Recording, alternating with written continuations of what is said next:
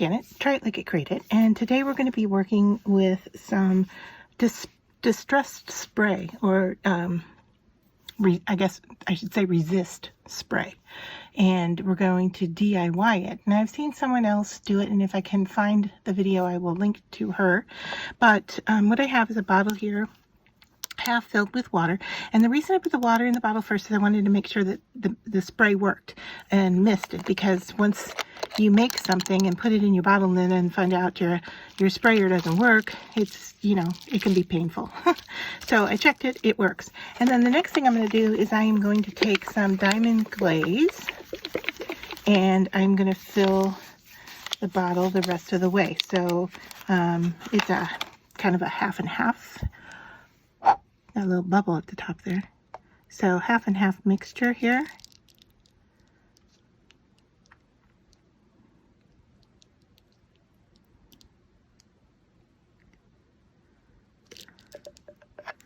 And you can see those separating there. I'm gonna close up my bottle here to the side. All right, and then we're gonna put our sprayer back on. And so it's gonna end up looking milky, and I really, because it was liquid enough, I really don't think you need a shaker bead in there, but you could drop a bead if you wanted to. So there, that's it. That is our resist spray. So, oh, there goes my lid. So let's just give it a try and see. I have a piece of cardstock here, and I've made a faux kind of spray area so I don't get my desk. I just took a packing envelope and opened it up some. So I'm just gonna spray this on here. Sure. And from what I understand, it should dry pretty quick.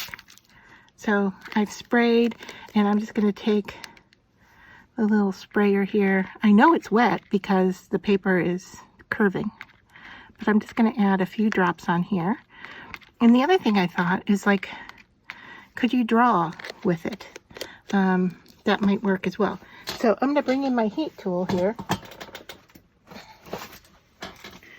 and just get this to dry.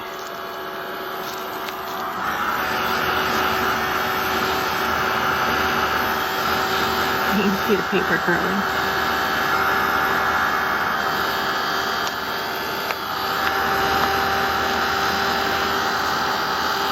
Might need a tweezer to hold this because my fingers are getting hot. And I don't know. You know, I see some dimensions on here where I dropped it on there. Let's just see what's going on here. Can I touch?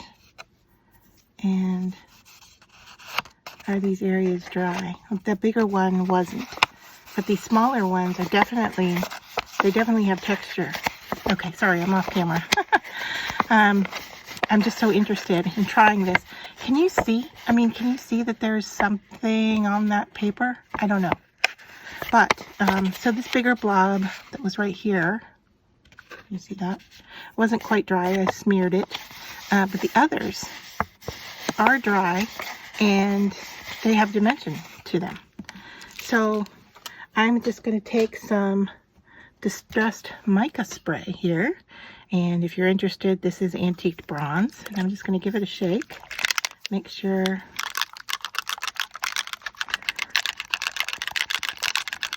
we've got all that color mixed in. Looks like it's pretty good. All right, and then let's just give it a spray and see.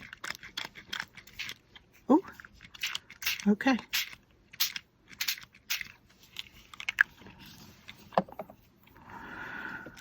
So I think we can see that it is resisting where the dots are.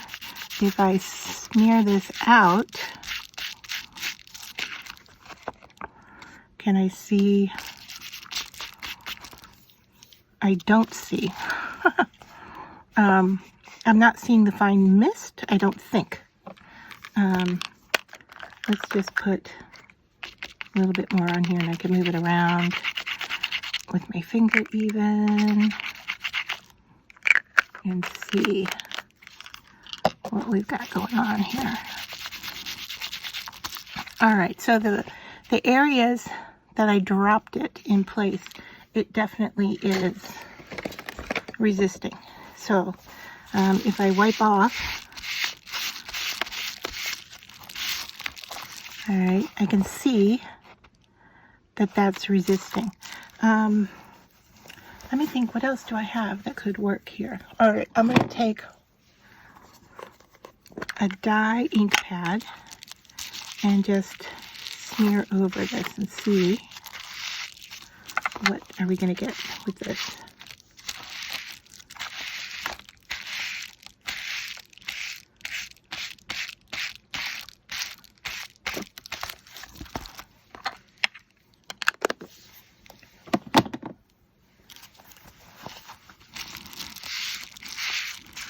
So it's definitely resisting. Can you see that? But it was the thicker quantity of it, not the fine spray. So you're going to want, although there is some here where it misted a bit more, right? So, and this is still damp. I can feel the paper is still pretty damp. But we can see that it definitely resisted. So the nice thing is that what we could have done is put the copper down, put the resist on, and then put the green on top. And then instead of seeing the white paper, we would have, we would be able to see the copper color. I lost track of what I was saying there.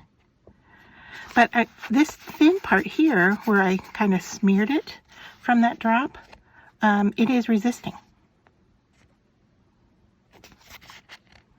So it's working, right? For the most part, I'm going to say that that's working. I wanted to try another idea, and let me see. I'm looking for a quill pen, so give me a second. I'll be right back. All right, so what I ended up doing is getting a mini swab, and I'm going to open up my resist and get that wet. I suppose if we put some color or some glitter in there, a light, pearl kind of mica, that would help to be able to see what we're doing. But I'm just going to write here.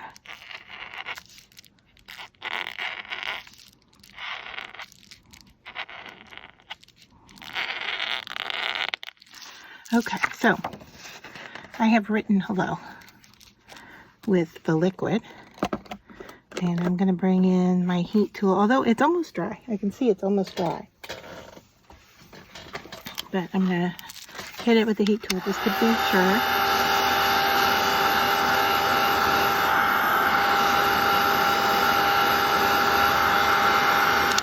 Okay, it took all of just a second to get that to dry. And then we'll bring in our spray again, and let's see.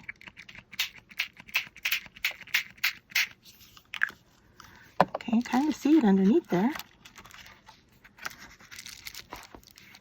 Let's just spread this out.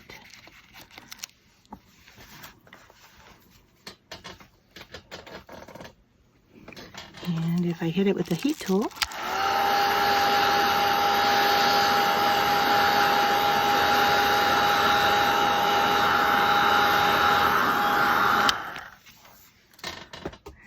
and I'm just using a dry baby wipe here.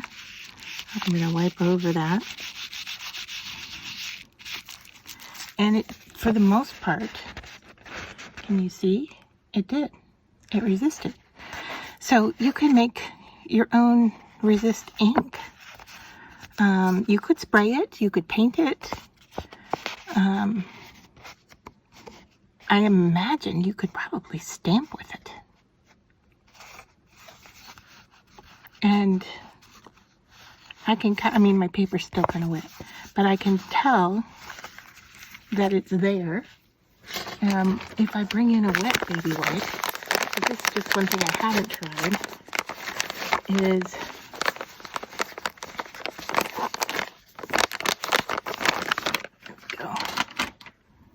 all right, if I go over my letters with a wet baby wipe, oh yeah. Wow. Okay. So there, that's the telltale. Look at that. So you could do your own resist without having to pay for a really expensive bottle, especially if you have some something similar to diamond glaze. I think like a Mod Podge might work as well. I think Glossy Accents is another one that's very similar that would work. But yeah, I like the result, and I'm not sure what I would do with it yet, but I think this is gonna add into my repertoire of crafting. So I hope you enjoyed this, and I hope you find it useful and helpful, and I was happy to give it a try. So thanks for joining me.